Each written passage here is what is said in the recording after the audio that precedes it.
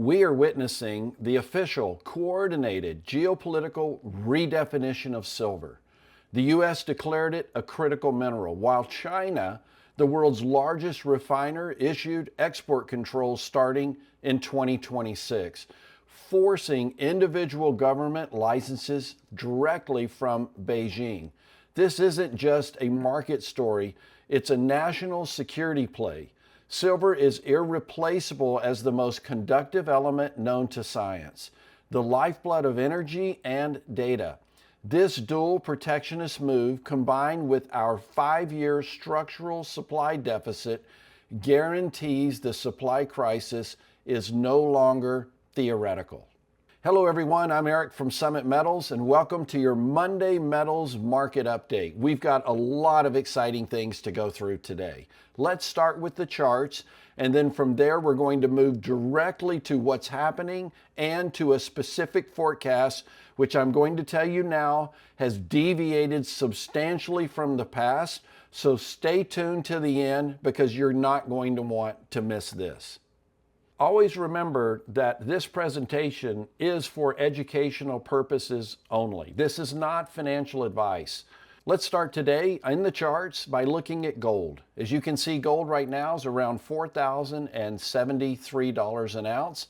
You can also see, if I look down into the February futures contracts, we can see it's at 41.10. So it is in a state of contango, which is actually very stable and good for the market. You'll also notice, if you look down here in the chart, you can see this red. That's the SMA 20, and you can see the blue, which is the SMA 50. Notice how it kind of paralleled down here when things were pretty equal, or just kind of in churn mode. Then when it crossed, all of a sudden we saw this big pop. Right now that red remains above the 50, but I still think we're likely to see more consolidation as we continue out in the next couple of weeks. Let's take a look now at silver. Silver is in a very similar case. You can see way back when it crossed back in May of 25, you'd have bought at $32 an ounce. You'd have stayed long all the way to where we are now at around 50.89. That line continues to be above the blue. If you look back, you can see there are many times where it dips down and gets close and then bounces off and continues to the upside. So this will be something we'll pay attention to and watch. We'll also notice that if you look at silver in December, it's still in a state of backwardation, but it's getting very, very, very close. And if you look at the March contract, you'll notice it right now is actually also in a state of contango, which is, again, I think positive for the market long term. Now, something we haven't talked about in the charts before is the dollar, because the dollar is very important as it relates to gold and silver. And here you can see the dollar maintains this strength that none of us expected right now, currently at around 99.48. We need that to drop down for the metals market for us to get the real benefit of what we can achieve when the Fed starts dropping rates and the dollar becomes less valuable. Right now it's holding pretty firm and pretty steady, but there is a lot of pressure. You can see it's already starting to cross now below its 20-day simple moving average, which is positive for us in the metal space. Another area to focus on is oil. And oil, you can see as well, has crossed below. You can see the cross here, the 20 below the 50, and it remains down. So there's a lot of downward pressure on oil. As the economy gets tougher, it's really hard for oil companies to jack up their rates. I think that also can be very positive in the long term for us that hold physical gold and silver. Now, lastly, I want to talk about something we never talk about before, and that's Nvidia. Everyone knows right now there's kind of an AI trade in the market. It's basically what's made the NASDAQ just go absolutely insane, with Nvidia being the largest player on NASDAQ, larger than Apple, larger than Amazon, larger than Google, just absolutely blowing the doors off. But they have their earnings release this Wednesday. So I'm encouraging everyone to pay very strong attention to what happens on Wednesday, because should Nvidia report bad earnings, you're likely to see a dramatic drop in the NASDAQ as a result, because the NASDAQ has been betting on the positivity of the AI play for the last 6 months to a year. And should that start to turn, become over leveraged, you're going to see the markets react. All right, let's jump into some of the fundamentals now. Let's start with the M2 money supply. Again, you can see it continues to go up here on the right side. That's positive for us. They're printing money. If we look at FedWatch now, though, you'll see that because of what's happening in the market, and I'm going to address this a little bit farther in the presentation, but right now you can see 60% are projecting that there will not be a rate cut. That's a change and something we need to focus on. I think it's also what's putting a little bit of a top right now on gold in particular, and also affecting silver.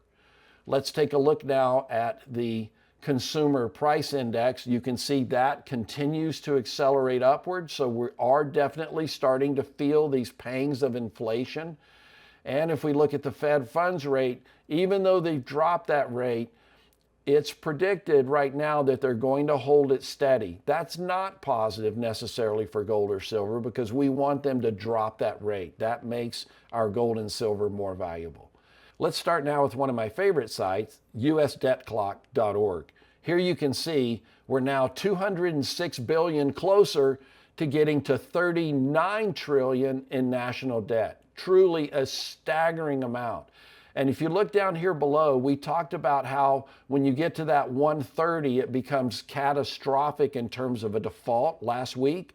You can see now we have inched up and we're now officially over 121, and I believe headed higher. That is a very significant outcome for our country and our economy. But there's one other really significant change I want to point out that's taking place. If we look down here where we see the paper to gold, that used to sit at around 128, 129. It's now 140 ounces of paper to 1 ounce of physical gold. That has increased, and something we should absolutely be paying attention to. All right, let's move now to what's happening and where things are going. Now, when we talk about gold, gold is set pretty flat, and I think we are definitely in a phase of consolidation right now. It's a bit of a reality check. There's this pressure on the market, which I'm about to address, but there's also this idea that gold is high and it's harder to go higher. Let's talk now about something that's very important for you to pay attention to in the coming week. One are the FOMC, the Federal Reserve minutes, where they talk about what's going to happen to rate policy. That is to take place on Wednesday. Then on Thursday, we finally have a government release of the non-farm payrolls. This has been delayed, but it is a critical data element for defining how the economy's doing, which ultimately controls whether or not rates get dropped. So watch for the Fed's tolerance of a slowing economy or any signal that they're going to adjust by year end. Now, one thing that just happened literally today, the Empire State Manufacturing just released that there is a significant increase in manufacturing that occurred over November. That is negative for gold, because what it says is that the economy is heating up. The Fed is more likely to increase rates than they are to decrease rates. That's why I think you're seeing that 60% plus of people predicting that we're not going to see a rate drop in the month of December, specifically around December 10th. So where are we right now? There's historical proof right now that this is in fact not a blow-off top, that what we're seeing is a historical consolidation pattern. Weak hands are exiting. People that are not comfortable with holding gold at this price, they're selling. Where central banks, large holders, high net worth individuals, family offices, they're completely in buy mode right now, and they continue to be so. So let's talk about some of the technical structure elements that are happening in the market. We have primary support right around that $4,000 mark. We have a secondary support if should it drop down to around $3,950, and ultimately a strong accumulation around that $3,900 or somewhere between there and the 4,000 mark. We're right in that consolidation stage as it speaks. On the breakout side, we need to break above 4150. There is resistance around 42.50, but ultimately, just like all the analysts at the banks are saying, we believe long-term gold to 5,000 is a very likely outcome. It's important that we strategically position ourselves. So how do we do that? To me, this is an accumulation phase. This is a point where you just nibble, kind of buy into the market, use something like our auto invest at Summit Metals, and consistently dollar cost average into the market. So when the market does move, you've got a position, and now you can accelerate with it as you continue your purchases moving forward. But again, I'd emphasize, stay diversified. It's really, really important. We love gold and silver, but remember, there's many, many other assets out there, and make sure you're properly diversified across your portfolio. Now, let's talk about the gold to silver ratio, and this is really important. It's something I saw on Bald Guy Money's video this last week. It's important to know right now we're sitting at about 83 to 1, but when we're at a full-on market top, it's around 30 to 1. So we have a long, long way to go before we're at a position where we're ready to call a top in the market. I feel just the contrary. We're at a position where we're consolidating, but we're also at a position where we're likely to see increases over the coming months, 6 months, 7 months, a year, that are going to justify why we're buying now. So we're looking right now at price targets moving forward in the long term. Right now, gold at 4,072, projected by the banks and some of the tools we use to increase to 5,000 or a little more over the next 6 months, over the next year. So we're in a great position right now. It's a gain potential of almost 25%, and that's significant, especially for a defensive asset, one we buy as insurance to protect us in case of calamity or something tragic happening in the markets.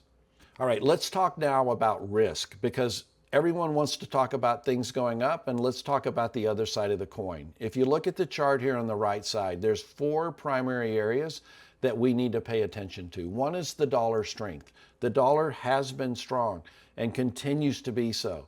That puts a risk in our gold and silver holdings. Secondly, real yields. Watch in particular the 10-year tips to see if that yield should go above 2.5%. Also, we recognize that China is really important in our physical metals market in the sense that they're big buyers of both gold and silver. Should they start to slow down, that will put pressure on the gold and silver market. And lastly, should we see a very substantial price breakdown below that $3,900 price point, that also would be significant for our precious metals holdings and definitely a negative sign. All right, let's talk now about my private forecast for the next 30 days. And this has changed, so pay attention. One, right now, for the next 30 days, we're projecting what we've been discussing, this consolidation, that silver and gold are going to stay basically flat. Gold is projected right now as I'm looking at around 460, 470, to be around 490, 4,100 over the next, say, 30 days. So staying pretty flat in a consolidated cycle. And for silver, we're seeing roughly the same, a slight increase, maybe 1.5%, from around $50 to around 51 1/3, 51 1/2. And so we're, again, in consolidation in our projections as it relates to silver. So let's talk about the key takeaways now. Silver still has these geopolitical issues. The long-term look for silver, in my opinion, is still very positive. Same with gold. I don't believe we're at a top.